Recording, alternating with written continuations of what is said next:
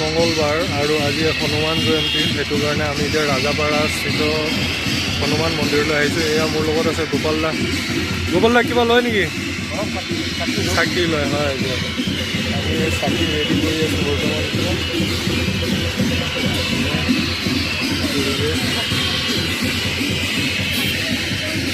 বহুত মানুহ আহিছে আৰু আহিব মানুহ।